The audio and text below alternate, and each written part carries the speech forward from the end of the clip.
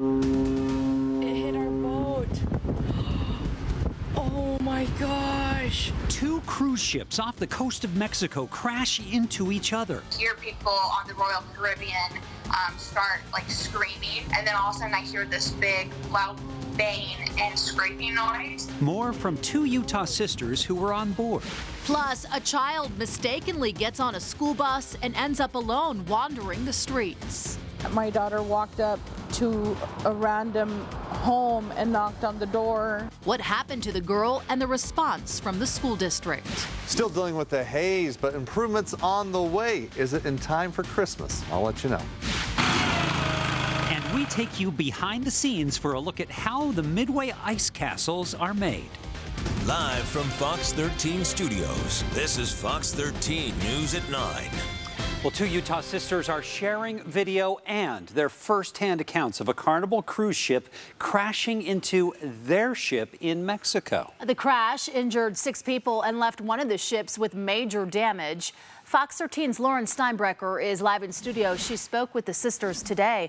What did they say, Lauren? Yeah, Kelly and Max. So the sisters are from Centerville. They were getting ready to relax in Cozumel after their ship docked this morning.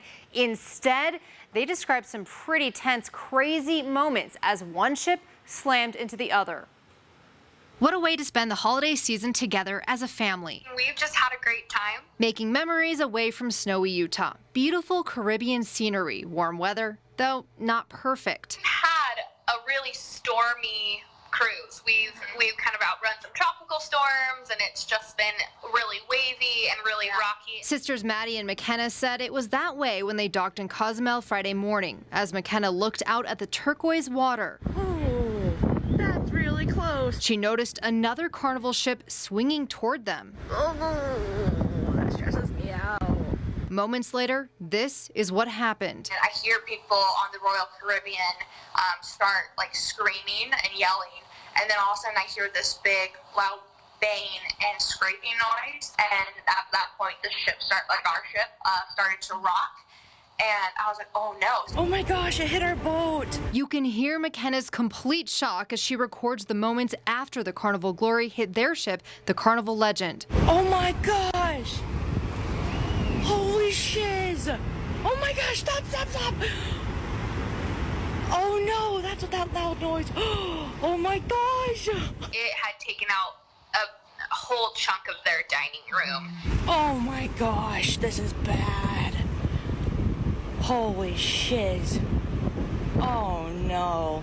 The sisters said their ship let everyone off and they looked at the damage up close, even ran into passengers who had been in the dining room before the crash. It was quite chaotic for them.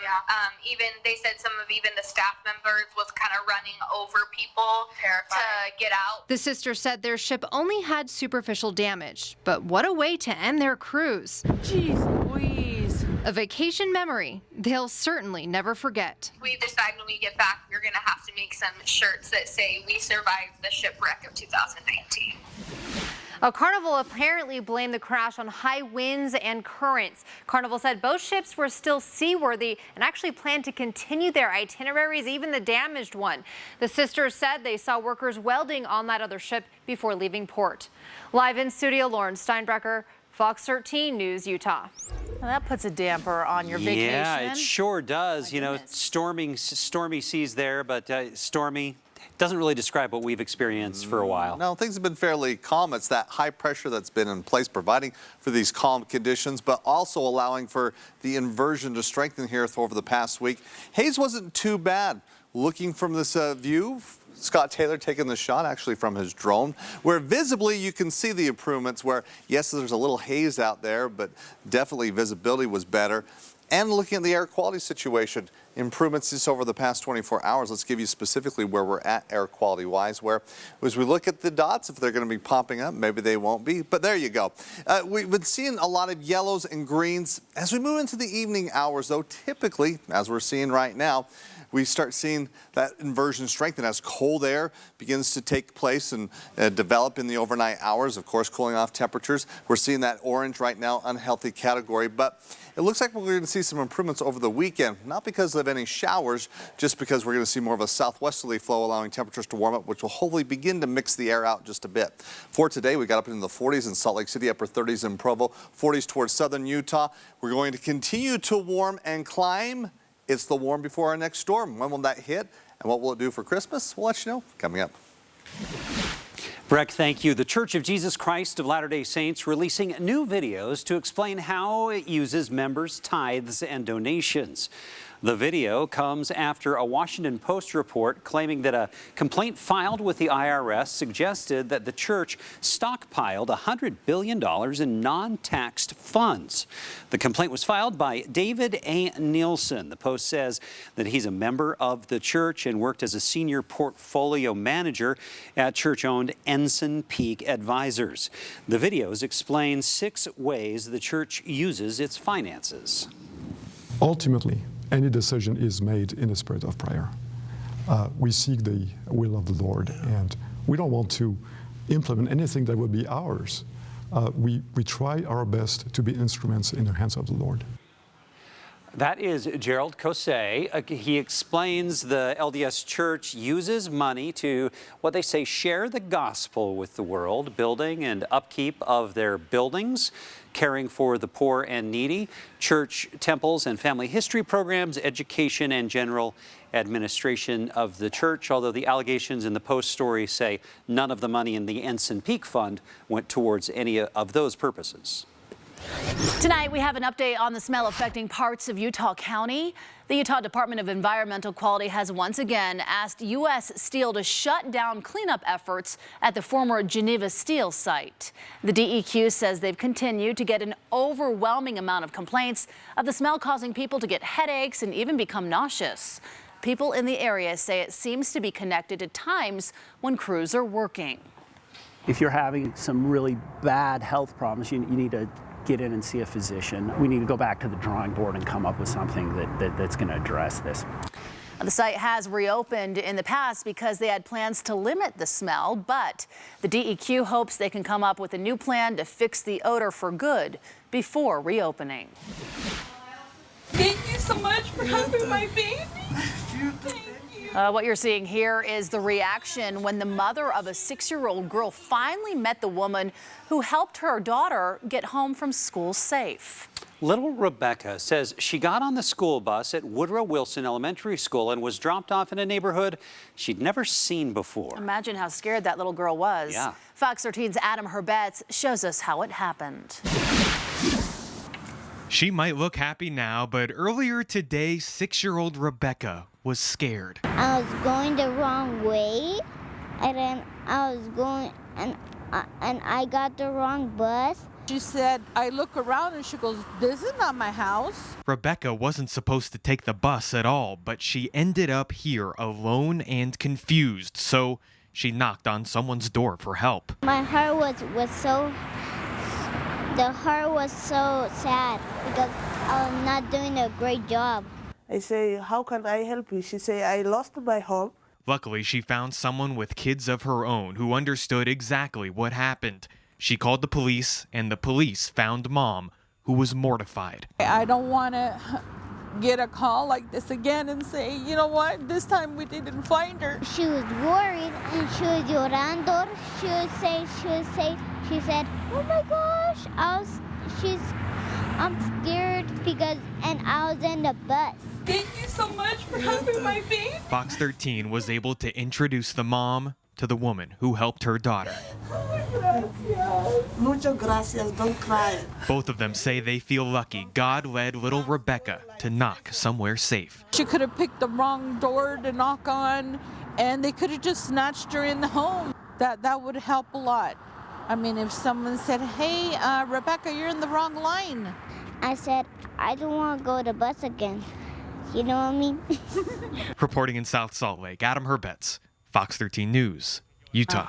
I'm glad it's a happy ending there.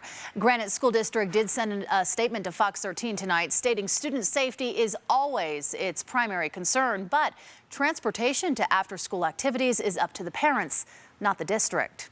That full statement will be on our website. You can find it at fox13now.com. Coming up on Fox 13 News at 9. A community rallies around a local boy after a shocking moment in the classroom. Today he spoke about his new family. It doesn't matter what family you have. It just matters if you love them or not. And yes, I do love them. Hear how he and his parents plan to move on in their own words. He would literally give the shirt off his back to somebody if they didn't have it. A tragic loss leads to renewed hope for someone on the brink of death. They told me that there's nothing they could do for me. The touching story of how this man got a second chance in tonight's Gift of Hope. Coming up, Utah State taking on Kent State in the Frisco Bowl. We've got the action coming up in sports. Live from Fox 13 Studios, this is Fox 13 News at 9. The adoption is now finalized for the Utah boy who was told by his substitute teacher that he should not be grateful for his two dads. Louis Van Amstel and his husband, Josh Van Amstel, adopted their son, Daniel, yesterday.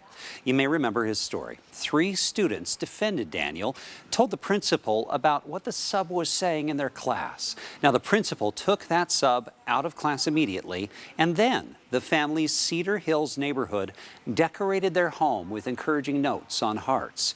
Well, with the adoption finalized, the family went on national TV this morning to talk about the experience. I feel she could have done better. Even if she didn't like it, she didn't have to say that.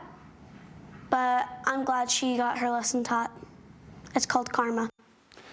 Well, Louis Van Amstel is famous as a champion ballroom dancer and a competitor on Dancing with the Stars. The Van Amstels say they have not been in touch with the substitute, but they would be glad to have lunch with her sometime.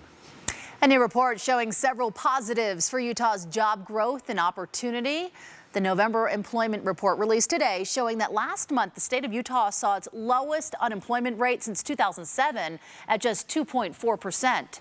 Job growth has also been surging at a rate of 3.3%. What is great is Utah's economy is so diverse, so all of our industries are growing right now, and they're growing in the industries we would want to see grow. Health, education, construction is booming still. And even more good news for those looking for a new job. The Department of Workforce Services says that January is a great time to start your job search. Well, it has taken 4 years, but the fighter wings at Hill Air Force Base now have their full complement of F-35As. Hill was the first base chosen to fly the F-35As, called a Joint Strike Fighter.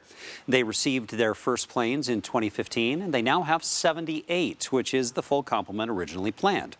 The 388th Fighter Wing is the base's active duty unit. The 419th Reserve Wing also operates with F-35s at Hill. Both wings have personnel deployed to the Middle East right now. Today, Santa made a very special visit to a business that trains disabled adults. And Santa arrived not in a sleigh, but in a chalkboard bus. That's pretty cool of Santa. Yeah, Fox 13's photojournalist Todd Gilbert shows you this heartwarming story.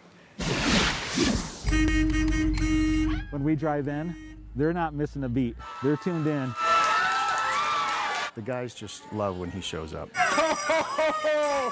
Merry Christmas! They all write letters, or they get help with writing letters, or they'll draw pictures. I said I want a lot of stuff for Christmas, and I love Christmas. It's awesome. Eric, Merry Christmas. How are you today? This is an adult developmentally disabled work training program. We have jobs for them to do. They can earn money. They can socialize with their coworkers and their friends. I work in the laundry, load washers and dryers. We have an industrial laundry, and we rent out table linens to caterers and wedding facilities and stuff like that. We also provide towels and aprons to some of the local restaurants. This job, it makes me so happy. It's a nice job. It's a good job. My friend Jonathan Sherman, he has a chalk bus, and he actually contacted the real Santa. So the guy that you saw today is the real Santa, and he borrowed Jonathan Sherman's chalk bus and brought it down here. Merry Christmas! It's an unusual sleigh for Santa to drive in. And my daughter was drawing some pictures on the sidewalk with chalk, and the primer that I was using on the bus was a black primer, and it was kind of rough, like chalkboard paint. And I told my daughter, come over and draw on it. Let's see if it works, like a chalkboard. We decided to make it the chalk bus. I keep chalk on the back of the bus. It's kind of turned into what I call the community mobile art project. This is a very real thing for them. This is a special magical moment for them. They're so genuine, they're so real. They appreciate Christmas, I think, better than most people I've ever seen.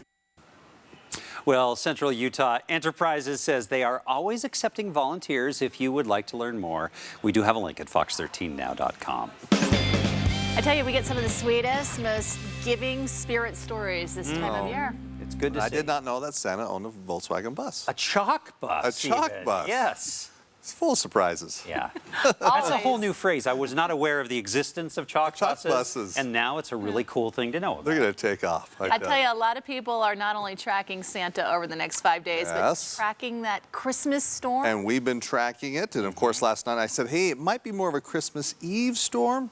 But now, Christmas Day. Waking up Christmas morning, there's a chance of seeing some snow across northern Utah. Today, though, well, we broke a little free from the inversion in that the haze wasn't as bad, allowing temperatures to climb today. We got up to 44 degrees in Salt Lake City, above normal, and we'll continue to climb heading into the weekends. Definitely the warm before the storm. Temperatures right now in the 30s and upper 20s.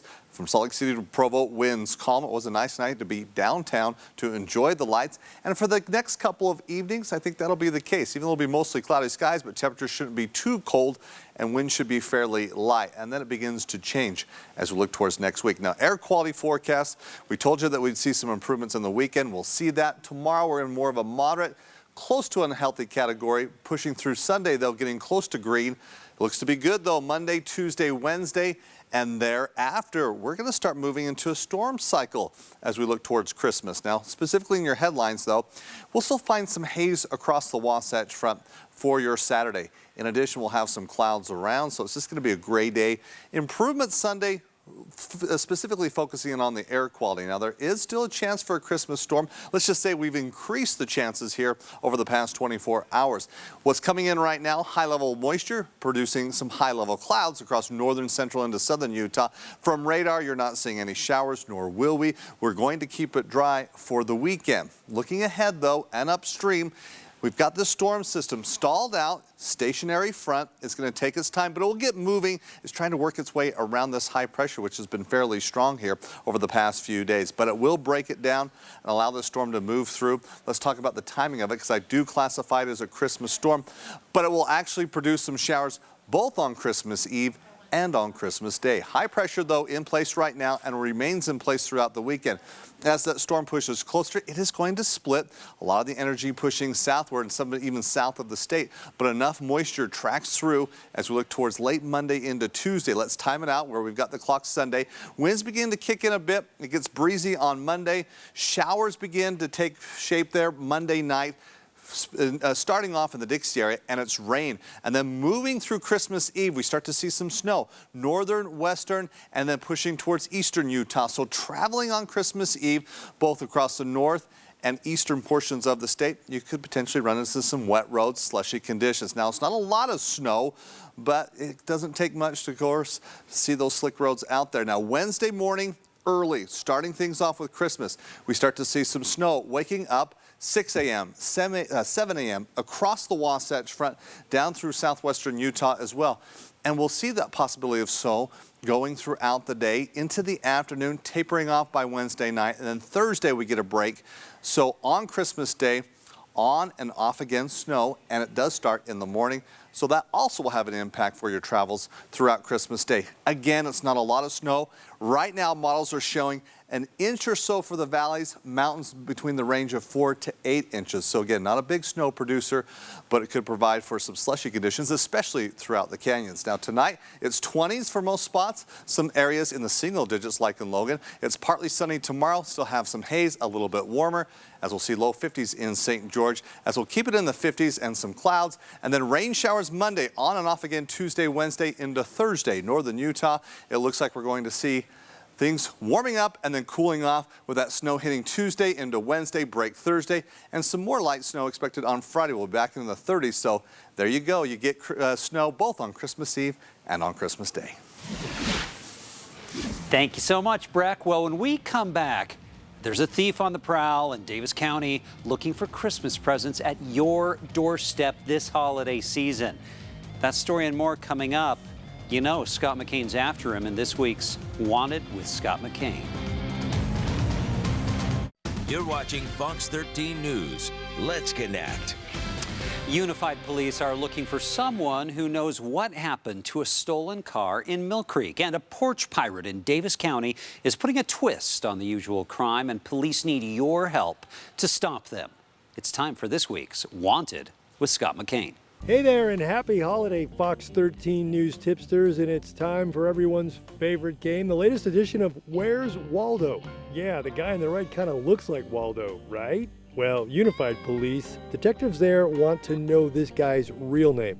They say he may know a whole lot about a car that was stolen in Mill Creek. That vehicle had a personal wallet inside.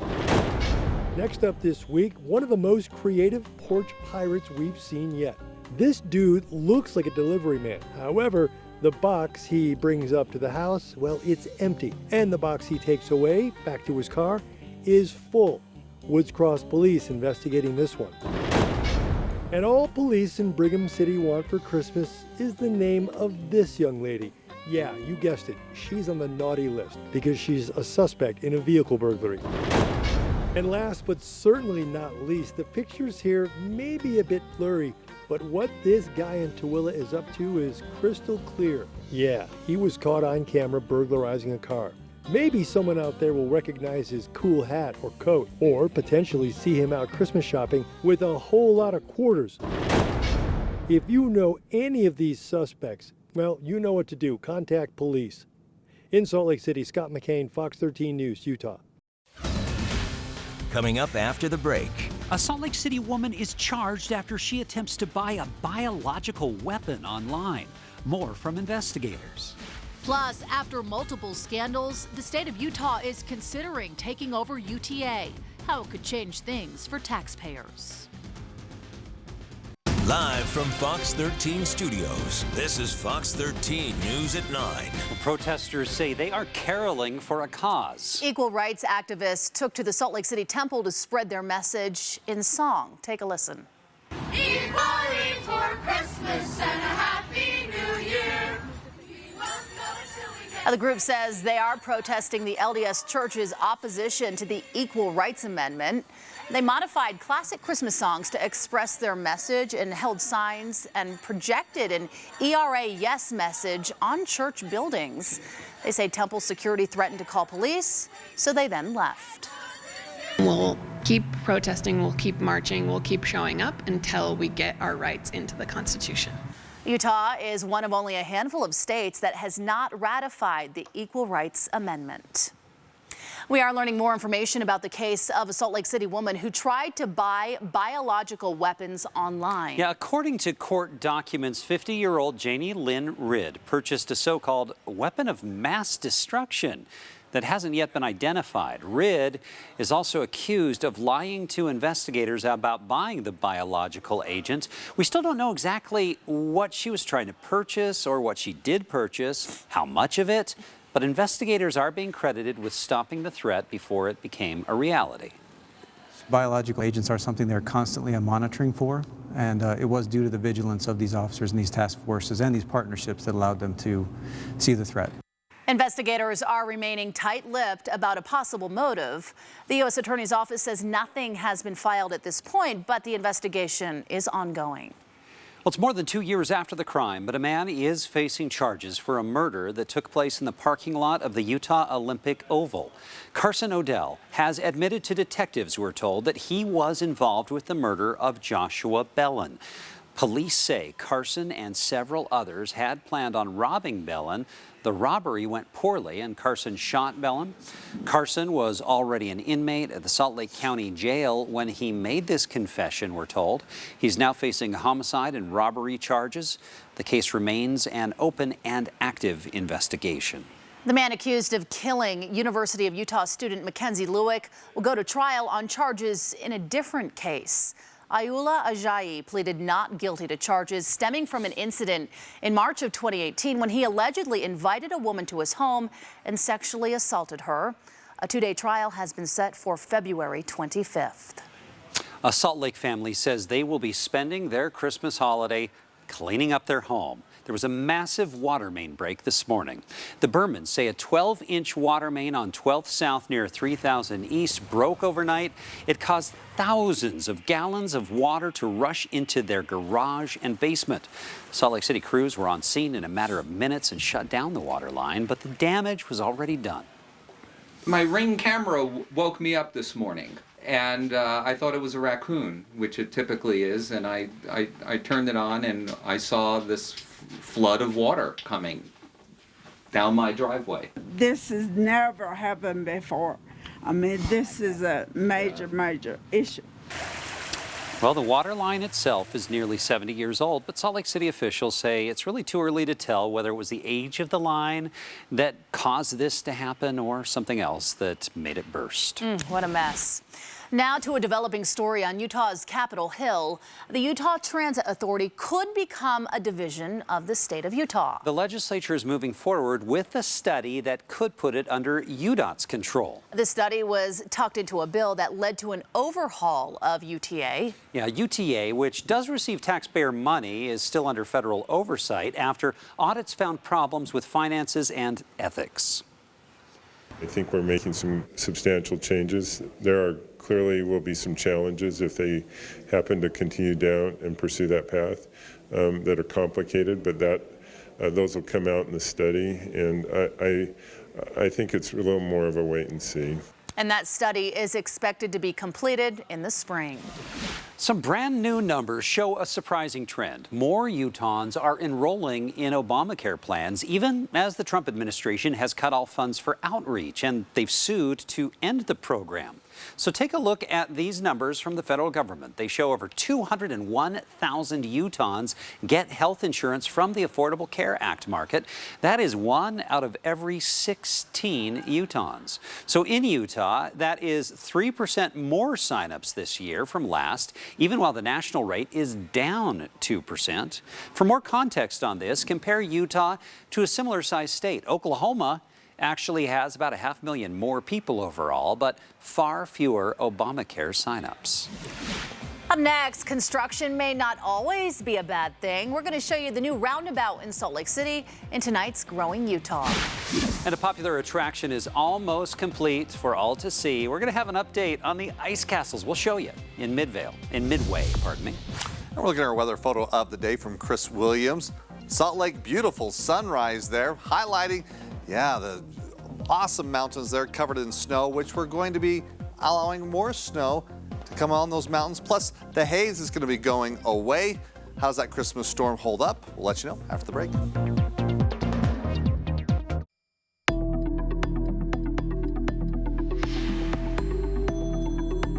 In tonight's Growing Utah, the first phase of a construction project on 900 South in Salt Lake City is finally done after several months.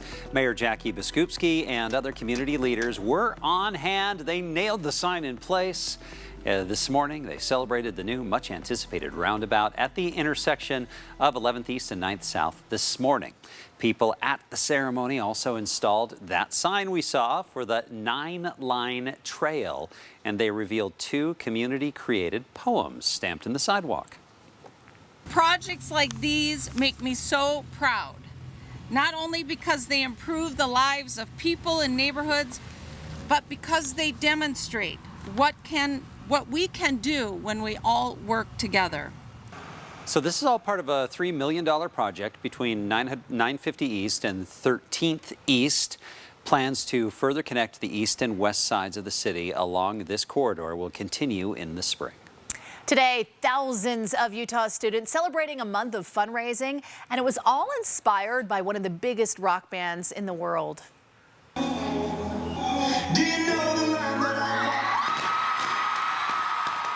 There you go, more than $57,000. Really amazing. Mountain Ridge High School students celebrating 1 month of fundraising. The students took odd jobs, held volleyball and basketball tournaments. They had contests, a winter dance, and more. They collected that $57,000+ for the Imagine Dragons nonprofit group called the Tyler Robinson Foundation, helping families coping with a child's cancer diagnosis.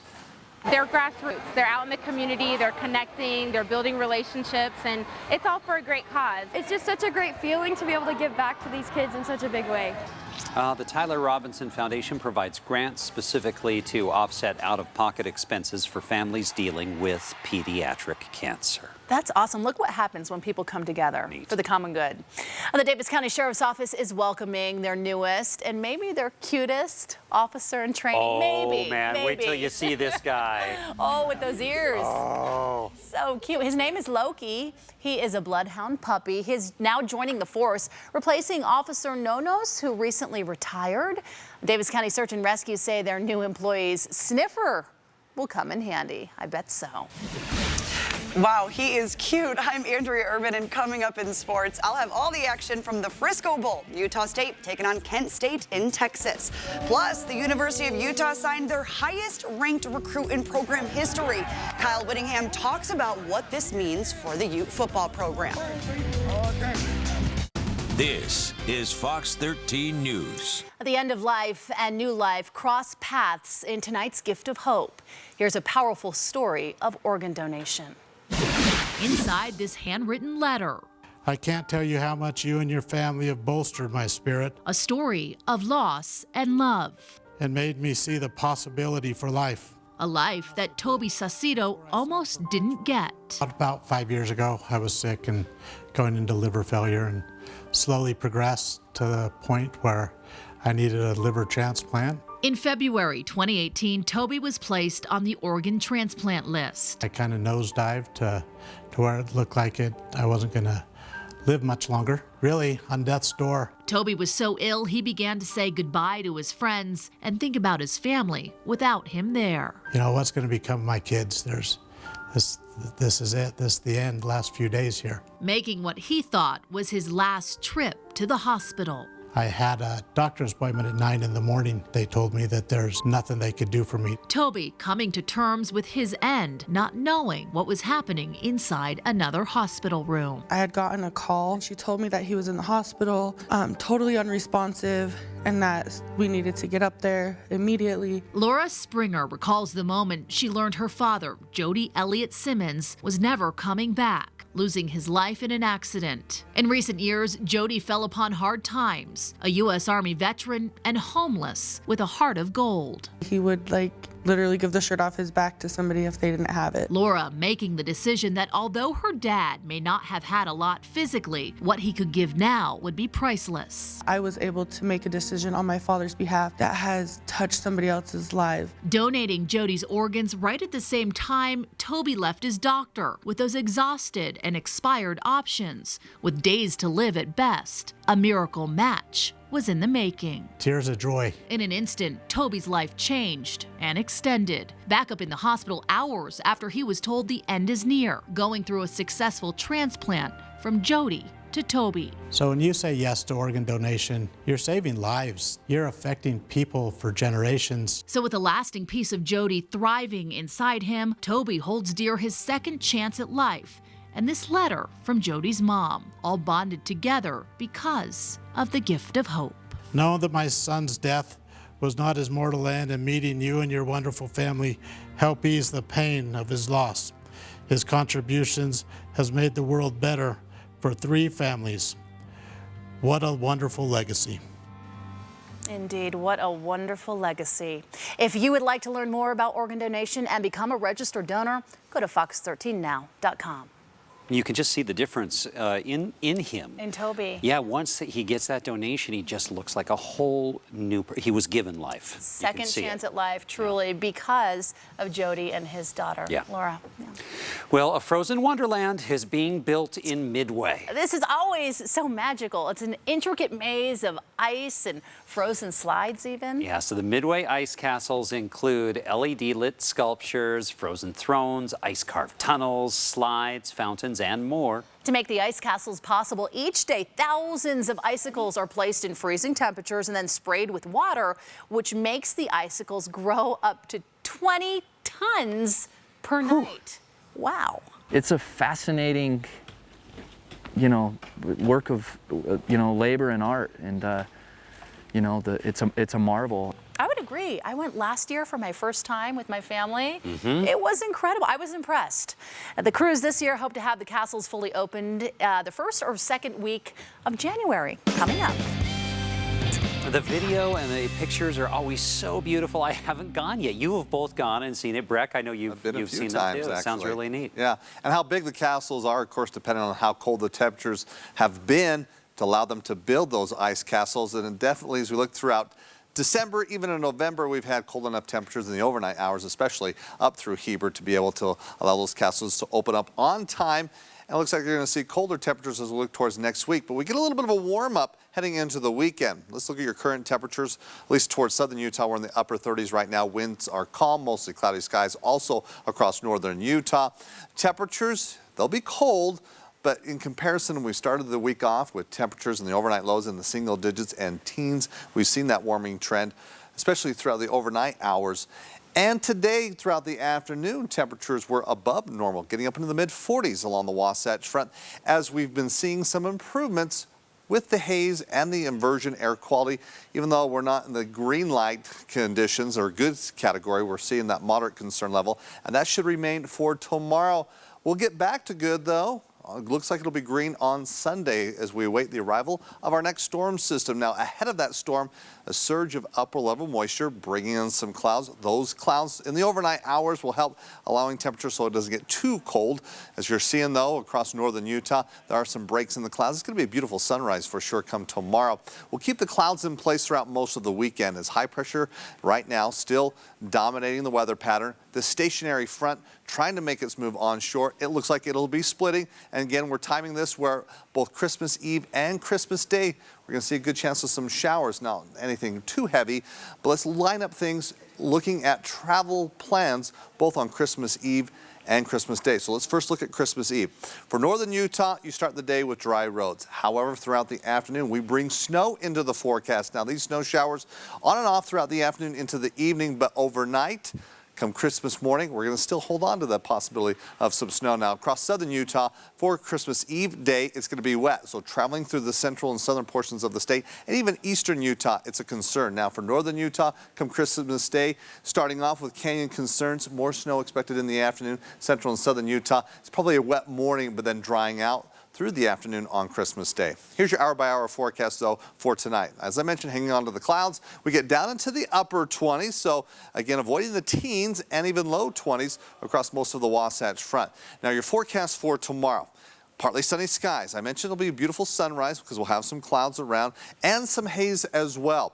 Not as thick as we saw yesterday, so not too bad, and that will allow temperatures to warm up even warmer than what we saw today. Upper 40s in Salt Lake City, Provo as well. A little colder in Vernal with a stronger inversion there. Central southern Utah, you've got several spots in the upper 40s, even 50s in Richfield, and you'll get up to 53 degrees in St. George for tomorrow. Now for St. George, you're looking at 50s for the weekend. Clouds, and then starting to see some showers, rain Monday afternoon into the evening, and on and off again rain Tuesday, Wednesday, even on Christmas Day. Now, there is a time frame, Christmas Eve through early Christmas morning with temperatures close to freezing that you can see a mixture of rain and snow, but looks to be a little wet looking towards next weekend for the holidays. Now, for northern Utah, it's dry through the weekend.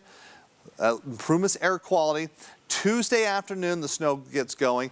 And then overnight, waking up Christmas morning, we'll see some light snow falling. We'll get a break from the snow midday, and then it gets a resurgence in the afternoon into the evening. And there's another weak storm that will hit next Friday, so we go back into the storm cycle, which will help things out for air quality, but also it's going to be nice to see some snow on Christmas.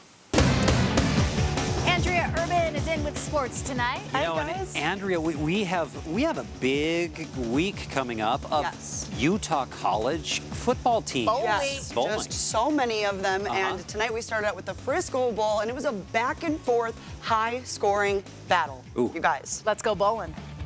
Let's check it out. All right, Frisco, Texas. We're headed there. Utah State taking on the Golden Flashes of Kent State. Aggies strike first. Gerald Bright over the middle and up and in the line. 7-0 USU, but it wouldn't stay that way for long. Dustin Crum with the arm to Jeremy McCoy down the sideline, and he's into the end zone. Tie game early. Now, Kent State will score again after that, and trading field goals. The Aggies have an answer. Jordan Love to Siosi Mariner. Touchdown, good guys.